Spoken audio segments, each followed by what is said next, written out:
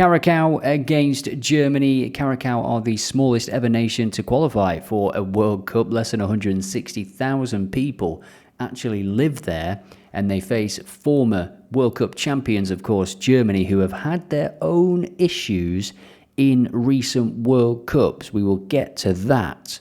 And we will also be extracting value from that game. I think I've found a fantastic selection.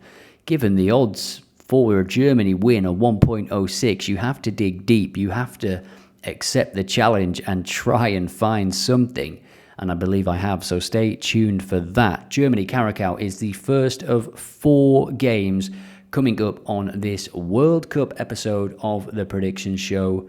It is a juicy episode, and speaking of juicy, the second game, Netherlands against Japan. No team in the world scored more goals in qualifying than Japan, and they will come into this high on confidence given the recent results. There's also some big team news to discuss for the Netherlands, so we will get into that. That is our second game that we are going to cover. The third game is Ivory Coast against Ecuador. Ivory Coast back in the World Cup for the first time in 12 years. And both of these teams are potential dark horses. They've both got very good defensive records coming into this tournament. And finally, from 3 a.m. UK time, from the heat and altitude of Monterrey, Mexico, is Sweden. Graham Potter's Sweden against Tunisia. Isak and Gyökeres expected to start up top together. Sweden, I think, as well, have got a decent chance of qualifying and doing bits, as the kids say, in this World Cup. So Germany against Curacao, and just before we dig into the data, well done to this user for your comment on the previous video. Absolutely fantastic stuff. You have won a month of OddAlerts Pro. It's very easy to get involved. Every video we are giving away Pro. Just add your predictions and I'll make it really easy for you. On this video, what's the score going to be in this game? Germany against Curacao. Will it be 3-0, 4-0, 5-0, 6-0? Let's take a look at the data and decide together. Now, we'll start by taking a look at the odds. And as I mentioned in the intro, when you come across a game like this, you have to be prepared to do a little bit of extra research and digging, and you have to be patient when you are putting together a bet builder, because the obvious choices, the odds are just not there. Germany to win, Germany half-time, full-time, Germany over 1.5 goals. It's all not worth it. And Germany are chasing redemption. In 2018 and 2022, they went out of the World Cup at the group stage. It would be unthinkable if they did that again. This is how they come into the competition. They have been winning a lot of football matches. They've scored 3.8 goals per game across their last 5. The friendly games that they've played in recent times: Switzerland, Ghana, Finland, and the United States. That victory recently against the United States, having watched the USA yesterday, USA looked pretty good. So actually Germany beating them when Germany would not have been at 100%, would have been rotating, would have been taking it easy, don't want to get injured. It's a pretty good win for them. 4-0 against Finland, 2-1 against Ghana. They do still concede goals. And if we just look here as well at the shots on target against, and we look at the competitive games, they have conceded at least 1 shot on target in every game since they played Scotland in the European Championship. And just keep that stat in mind because it will come up again later. And for Curacao, across competitive games, the qualification, they've been doing okay, but you can see the type of teams that they've had to play: Jamaica, Bermuda, Trinidad and Tobago. Great holiday destinations, not so good at football. If we look at all competitions, we can see the friendlies that they played against, decent-ish teams, they got battered. They then played Aruba to try and get that confidence back going into the tournament. They lost 4-1 to Scotland, they lost 5-1 to Australia, and they conceded 2 as well to China. These are not good results, but they do give us, as the people looking to potentially make predictions on this game, an idea of where they are quality-wise. Now we're going to take a look at the card data as well, because Curacao are not an aggressive team. We are looking at the last 25 games here, 1.46 cards per game. That is not many at all. Over 2.5 cards in just 65% of their games. And the referee is Jalal Jayed. He is a Moroccan referee, and his combined average isn't that high, to be honest. 3.5, it's pretty bang on average. First half, just 1.14 cards. He likes to keep his cards in his pocket. Who doesn't, right? In the first 45 minutes. Second half, a little bit different, 2.78. He books both teams in 71% of games. He is usually officiating in the Moroccan Premier League and the the Asian Champions League. And he's got a big game here in the World Cup. So for this game, I don't know about you, but I really do enjoy having to try and dig through the data and put together selections like this. This is what I'm on. You've seen it now here. 4.2, 420, great number. Curacao to have a shot on target. I think they'll give it a good go, and they'll probably get battered.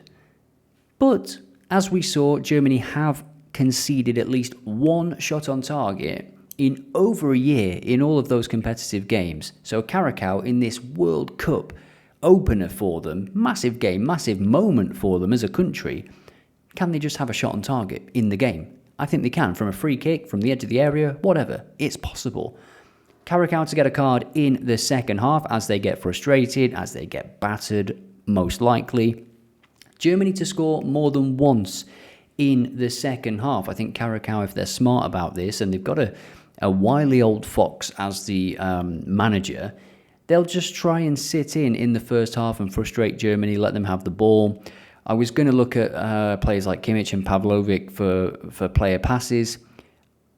I'm not sure what the team's going to be for Germany. That's why we're not looking at the player props section on this game. I don't think it's worth it. It's so hard to guess who's going to be up top for Germany, who's going to play in the middle, especially because they probably can, if they've got any injury concerns, afford to rotate in this game. They are expected to dominate the ball and score at least 2 or 3 goals. And then the final selection there that some of you might think is a bit weird, but under 6 goals. I think if Germany are winning 2 or 3-0, they may just enter control mode and see out the game, make some substitutions, keep things fresh. Under 6 goals, that means they can still win 5-0, and this lands. So that is my selection. As always, let me know what you think in the comments. I have been so enjoying reading all of your predictions, some of them absolutely fantastic. I'll try and share some throughout the video if I remember when I'm editing in the morning. Next up, game of the day, Netherlands against Japan. So I mentioned in the intro that Japan scored more goals in qualifying than any other nation, 54 goals, and they conceded just 3. So that is pretty impressive, but, a big but, look at the teams that they are playing. Indonesia, they scored 6 against. They lost to Australia, by the way. Drew with Saudi Arabia. They played Bahrain, they played China, Indonesia again, Saudi Arabia, Bahrain, China, Syria, Myanmar, North Korea. North Korea only let them win 1-0. So we can go all the way back here and actually see their 2022 World Cup results. They lost to Costa Rica. They did beat Germany and Spain in the World Cup, and then drew with Croatia in that knockout round, and Croatia it was that went through. Now on to the Netherlands, and they lost to Algeria in the first warm-up game, and then the game against Uzbekistan, who are not a bad team, but it didn't fill the Netherlands fans with confidence, let's say. So it's a big game, this, and a tricky game to have as your opener, because they've also got a few injury concerns. Jurrien Timber is out. Yavi Simons is, of course, out of the whole tournament. Depay, unlikely to play. He's managing a hamstring injury. De Ligt is not fully fit, and they have a big question mark over the goalkeeper spot at this moment in time. Verbruggen got a hip injury in that final warm-up game, so it'll be interesting to see who starts in goal, whether Verbruggen is actually 100% fit. But the core players for the Netherlands, Van Dijk, De Jong, Gakpo, Donyell Marlin, by the way, he is in some form, as we will see when we move over to the player props tool. And a bit of news, a bit of sad news, especially if you are him, for Endo of Japan. He got injured and then announced his retirement from international football straight away. He was in the World Cup squad. Very, very unfortunate for him. He was a big player for them, but they do still have some good players in the middle. Kamada, especially from Crystal Palace. So our probability model is backing the Netherlands to win this one. We actually, on our preview video, backed the Netherlands to win the group at 1.78. And I am still liking that selection. I think they'll win this game. And just before we look at the referee and some card data, let's take a look at the international friendlies that Japan have played. They've beat Iceland, they beat England, they beat Scotland, they beat Bolivia, they beat Ghana, all without conceding a single goal.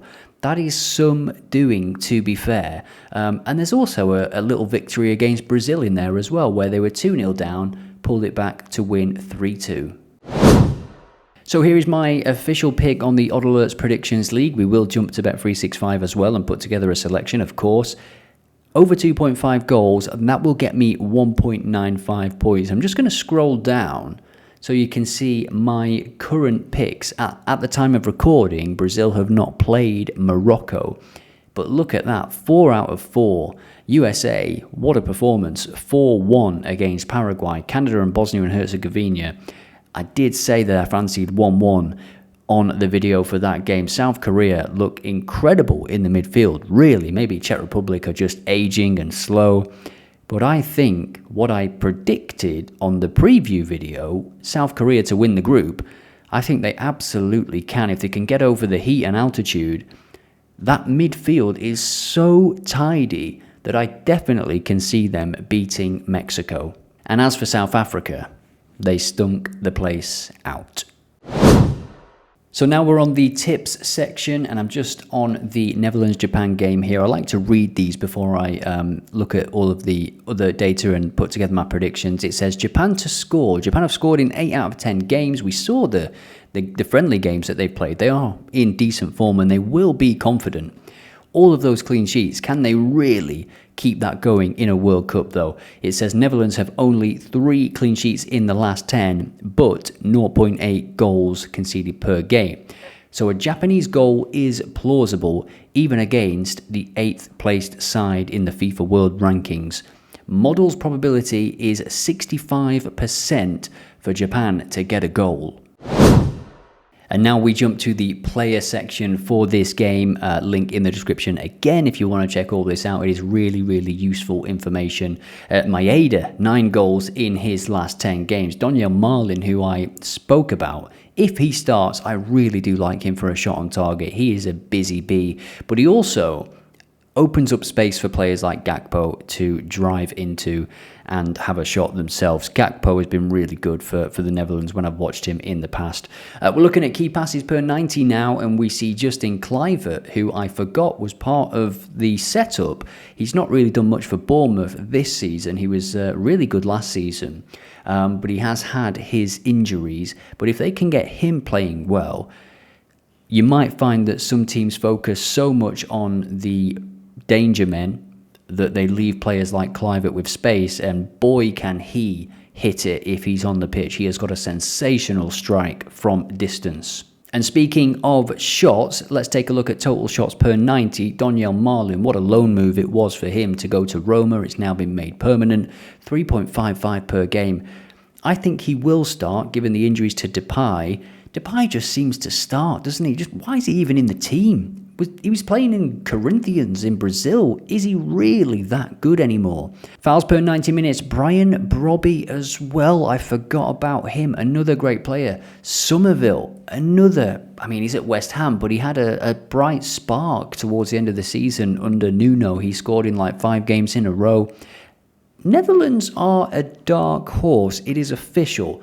I'm calling it right here, right now. They're a dark horse. Brian Brobby is a nuisance. So good for Sunderland, creating something out of nothing this season, and Somerville likewise. I don't see Somerville starting every game, especially if it's him or Gakpo. So just quickly, these are the potential lineups for both teams. You can see there's a lot of technical quality in both teams here. Obviously, no Mitoma, I think, is a big loss for Japan. He just didn't get over his injury troubles towards the end of the season. And looking at that Netherlands team, Marlon, Gakpo, Reinders, Depay, if he's fit enough to play. There was certainly injury news about him yesterday that I read. Frankie de Jong, Gravenberch, Dumfries, Van Dijk, Nathan Ake, Van der Ven, by the way. Van der Ven, what a player.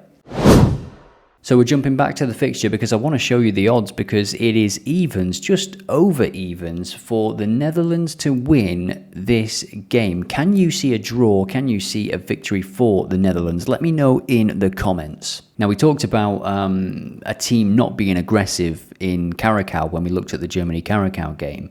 But look at this for Japan, 0.47 cards per game, 0.86 for their opponents. In the Asian qualifying, this is the last 25 games, so mostly this is the qualifying campaigns. Their games do just not have many cards at all. The referee, again, is from Morocco, but he does officiate in the MLS. We can take a look at his MLS record, 4.22 cards per game, 9 appearances this season. And again, like most referees, most cards in the second half. He's booked both teams in 8 of those 9 appearances. So I was umming and ahhing about this one. I was looking at reducing risk with double chance, maybe going for BTTS, just Japan to score. But in the end, I was looking at the expected lineups and I just went with the Netherlands. They're evens to win the game, and I think they've definitely got the quality. If all of the players on that team have a 7 or 8 out of 10, Van Dijk, Van der Ven, Dumfries, Nathan Ake, they are very, very solid at the back. Then they've got Gravenberch in the middle, Frankie de Jong, Donyell Marlin up top, Cody Gakpo as well. They've got players coming into this that are really, really in decent form as well. Brobby and Marlin, especially at the top end of the pitch, will both be fighting to get on the pitch as the number 9. And they've got a good balance of experience and youth as well. So I am going to go with them to win. I think they can get over the line and win the group. Marlin to have a shot on target. I hope that he does start. I think he will. And for the Netherlands to get a card in this game. Just 1 card in the game. Can they do it? 3.75. Let me know what you're on in the comments for your chance to win OddAlerts Pro.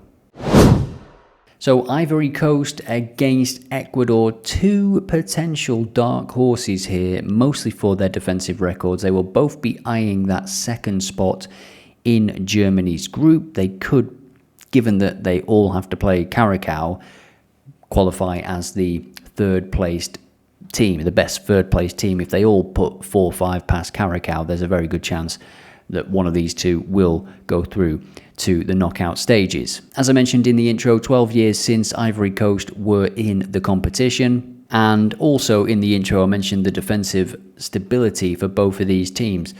They have conceded 0.52 goals across the last 25 games, 0.67 for the Ivory Coast. So 2 very good defensive teams. And we can see here, for Ecuador, they had 4 0-0s in a row. They've kept 5 clean sheets in a row in qualifying, lost just once, and that was a 1-0 defeat to Brazil. They do not concede many goals at all. Incredible stuff. Now, a similar story in that they don't lose many games for the Ivory Coast. The defensive record is very good, yes, but when you look at the teams that they've played, I would definitely favour Ecuador in this game and in future games, because Ecuador have kept clean sheets in South American qualifying, where it's actually really, really tough. Whereas Ivory Coast have beaten Burundi 1-0. They should probably be scoring more goals. Yes, they've kept a clean sheet, but is it that difficult to keep a clean sheet in that game? They drew 0-0 with Gabon. Probably should be winning that game, right? There's a few results like that. Mozambique, 1-0. Yes, these are the clean sheets that do accumulate and add up to that great defensive record. But you always have to dig deeper and get the full context. And also for the Ivory Coast, Evan Ndika is potentially out, and he is a big player in their defence, so that could weaken their chances even more. Now, to caveat what I said about Ivory Coast, these are the friendly results. It depends how much you want to put on friendly results in terms of how you judge a team, but they beat France, they beat Scotland, and they also beat South Korea 4-0 in March. The Scotland game was also in March, so they played one game. France, I think they played behind closed door games as well, but they beat France 2-1. Make of that what you will. So jumping to the player prop section for these two teams, we're looking at total shots last 20 games. Yeboah, Valencia, both for Ecuador, Guigon and Wahi and Adingra, who is former Brighton, of course, Jordi Caicedo, Kevin Rodriguez, and then Nicolas Pepe for the Ivory Coast, Yandi Amande, the winger who plays for Leipzig, being tracked by Liverpool as a potential Salah replacement, Amad Diallo as well. So again, who's going to start? Who's going to be fit to start this game? I think it will be potentially looking at the players that are on offer here. Maybe attack against defence, but we know Ecuador's defence is fantastic. Now, tackles per 90 shows us who is making up the defence for Ecuador. Hincapié, Vite, and we also, in front of them, have Moises Caicedo and, of course, William Pacho for PSG, Champions League winner and just an elite defender. You can see why they are not conceding many goals at all. Hincapié was fantastic in the Champions League final. Moises Caicedo in front of them as well, providing plenty of cover. We have a French referee for this game. Plenty of French-speaking players, I would imagine, in the Ivory Coast team. Will that have an impact on the game? Probably not. But you can see the referee here books both teams in most of his games. And an interesting data point as well is in terms of the opponents being booked, Ecuador's opponents have been booked, have been frustrated in 92% of those games across the last 25. So here is my selection for this game. Ivory Coast to get a card in the second half. And by the way, if you are new here, I do try and get odds of 3s and above for most of the games. It's just the way I work. It's just the sort of odd range that I like.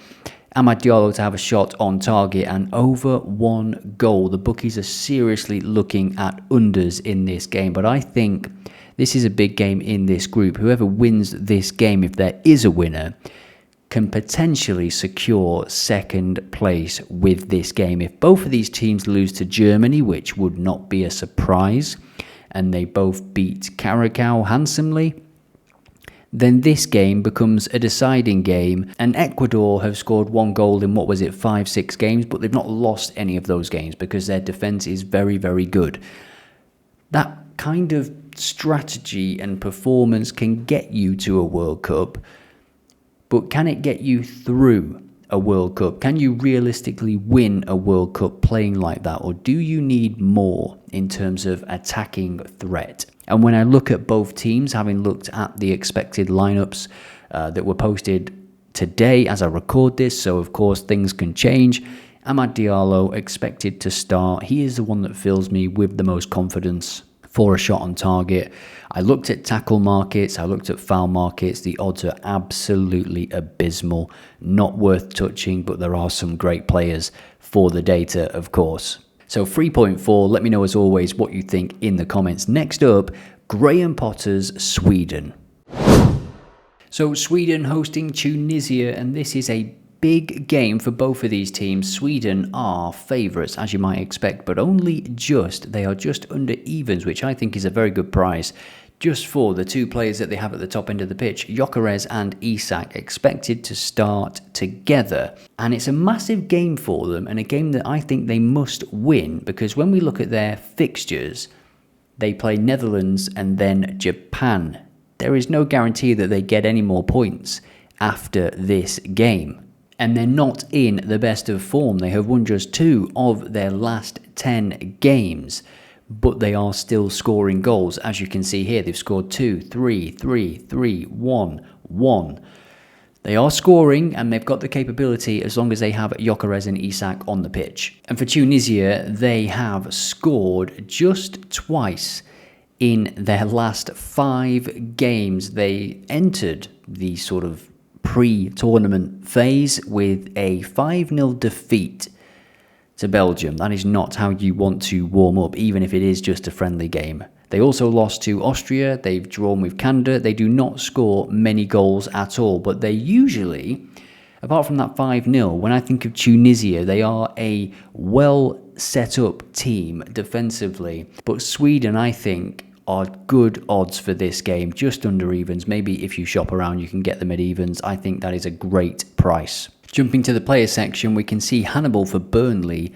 He does play for Tunisia, and he has won, even playing for Burnley, 3.21 fouls for his team in his last 10 appearances. That could be a good option for him in midfield to, put himself about and win a couple of fouls, get himself and his team up the pitch and help his team, because this is going to be a tough game for Tunisia, I feel. And when we look at fouls as well, we can see that it is dominated by Tunisia players. In fact, only 2 of the top 10 players are from Sweden. With that, let's jump to Bet365.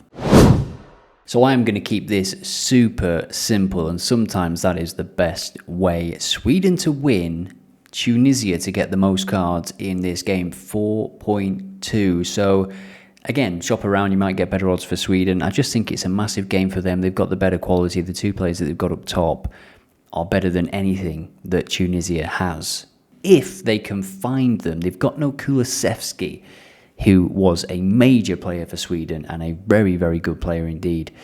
Without him, the quality level goes down in that midfield, so it's about how they utilise the rest of the players to be able to get the ball into Isak and Victor Gyökeres. And I must say, I like Graham Potter, and I think in a short environment, a short space of time, he can use his knowledge of psychology and motivation, which he banged on about a lot, to get good results and maybe a surprise or 2 when they play Netherlands and Japan.